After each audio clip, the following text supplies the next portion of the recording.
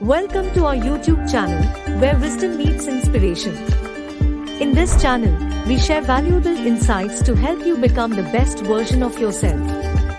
Our content is designed to uplift your spirit and enrich your life. Make sure to subscribe to our channel to stay connected with this incredible journey. Click the subscribe button below. We'll bring in Csikszentmihalyi's work here.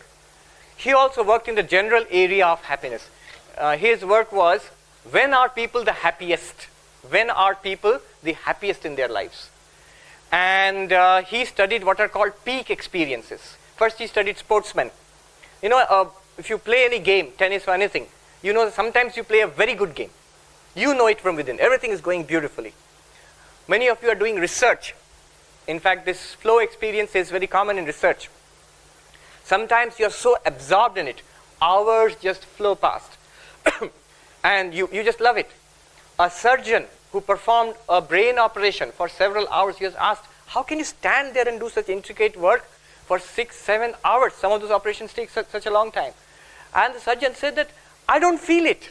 I don't know that 7 hours have passed. So these are called peak experiences, or he calls them flow experiences. Why he calls them flow experiences is that he used to interview people from different walks of life. Once he interviewed a music conductor. In classical Western music, they conduct music like this. And the conductor said that sometimes when I'm conducting an orchestra, I'm moving my hands and I'm just watching my hands and the music just flows. He used the word flows. So he used the word flow for this kind of experience. How does that experience happen? We have all experienced it. And we are very happy in that experience. During that and afterwards also. So he says that flow happens when you have this. It's a function of challenge and ability. You have got certain skills. So, for example, remember when you were taking your examination, entrance examination for this institute, whatever it was. You had prepared and built up your skills. And the question paper was challenging. If there was a match between the question paper and your skills, you would find it's happening. You know, the question paper is pushing you to the limit, but you are able to do it. When you are pushed to the limit, but you are able to do it also, you can see a peculiar kind of joy comes. There is no cognitive capacity left over for thinking anything else because the work at hand is very challenging. And what is there, you can do it immediately. If the challenge is too much, it leads to stress, anxiety, fear. If the challenge is too little, it leads to boredom. You have nothing to do, bored, unhappy. If it's too much, sometimes you find in these elite institutes, sometimes many students say that the workload is too much, pressure is too much. So it leads to stress, again unhappy. Now he says, what do you do?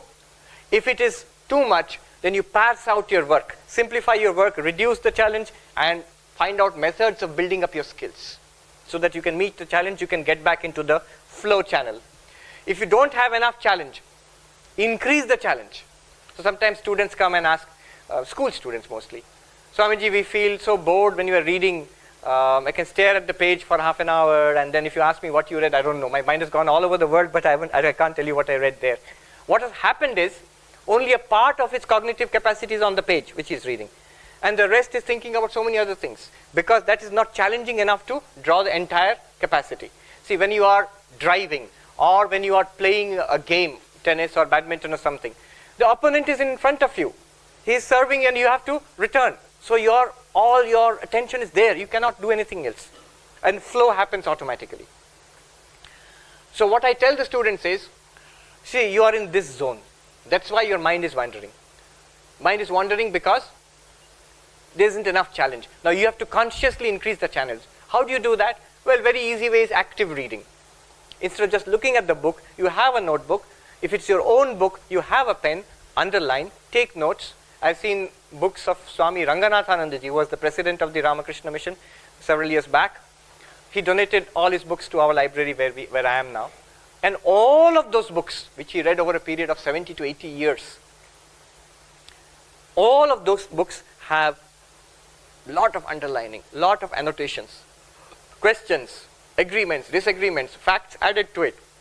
Whenever that Swami was reading, he was actively engaged. He was with the book, fighting with the book, agreeing with the book, disagreeing with the book. where he cannot understand, there are question marks there. All of the books are like that. And that Swami, he passed away at the age of 97. And at that age, he was reading 10 to 12 hours a day.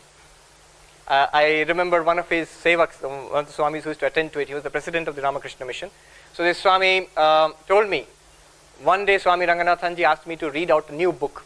So I read it out to him over a period of a week, every day 2 or 3 hours. When it was finished, I folded the book, and that Swami said, give that book to me. And this Swami said, Maharajji, I already read it out to you. I read it out to you. And he replied, that was for you. This is for me. I made you read it, otherwise you won't read it. This is for me. Now, active reading. That increases the challenge. When you are writing, when you are responding to it, then it comes here. Another way of increasing the challenge is seeking. Curiosity is a powerful force. Often, we read, the students I was telling them, you read and then you solve the questions at the end of the chapter or whatever. But the much better way is to go to the questions first and then read. So when you have the questions in mind, you are seeking answers, not just reading material which has been present. When you're seeking answers, you are engaging one of the most powerful forces known to humanity, and that's curiosity. We have all seen, a baby crying. Nothing will console the baby. The mother comes and puts some toy in front of the baby like this. At least for a few seconds, the baby forgets to cry and looks at the toy. Curiosity, extremely powerful force, and education often kills it. That's why people love research, At this level, many of you are engaged in research. Research again rekindles the power of curiosity. You are now again searching for something. You're trying to find something out. Now, why I brought this at this point is helping others. A very interesting experiment was performed in Stanford. They have a theology. I'm forgetting. It's one of the top American Ivy League colleges. They have a theological school there, where you study Bible and everything. So some of these theological students, an experiment was performed on them in a hall like this.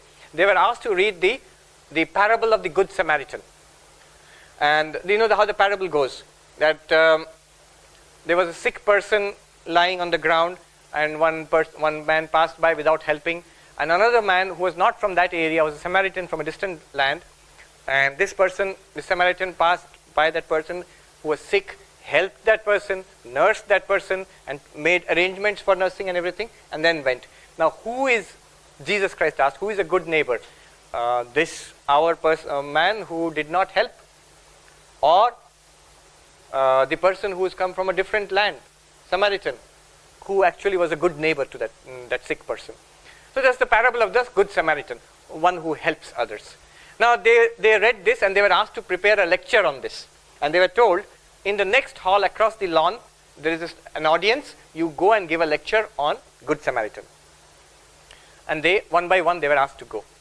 When this person would go across the lawn to the next hall, on a bench in the middle of the lawn, there would be a person who would be sitting like this, as if he has a stomach ache, Oh, like this he'll be doing. Acting. And they were watching what this person would do. And they found many of them did not stop. They're going to give a lecture about helping others, Good Samaritan. They just walked past. And some of them did stop, a few of them. And then it began to see, what is the difference? The difference is this. If a person is and when they went to the hall, there was nobody there. The experimenter said, the experiment is over, you can go. Now, the difference was this. Only one thing, not the parable of the Good Samaritan. It was who was paying attention, who was not paying attention. The moment you pay attention to the suffering of another person, most of us will feel sympathy. And they say, even now there's neuroscience of that sympathy. They say there's some mirror neurons or something. And there's a neural correlate to the feeling of sympathy. But that requires attention. Maybe that's why you see in communities which are close-knit, in a village or a small town where family members or community members live together, we always say, the people used to take care of each other. But in modern cities, when you're living in apartments, nobody takes care of others. What happens in modern cities is people do not have that relationship, and people are busy. People are so pressed from early morning till night. You have to commute to work and you'll be busy, you come back again. you hardly see each other. There's no time to give attention to another person. There was some video of a person in a subway in USA, sick on the ground, and thousands of people rushing to catch the train. Nobody is looking at that person. Until one person stopped, then they all looked around, and people rushed to help. So people did not notice, number one. When they noticed and tried to help, many people did try to help. So attention and helping others are positively correlated. That's what Csikszentmihalyi says. Now attention is very important to happiness. What you pay attention to, that gives happiness, and especially helping others requires attention. Therefore more than moral science lessons. What children need or students need is an example and the scope of paying attention to the suffering of others. Most young people, if you see a person suffering, they would want to help immediately. Become Swami Vivekananda's messenger. Share the video with 3 of your friends.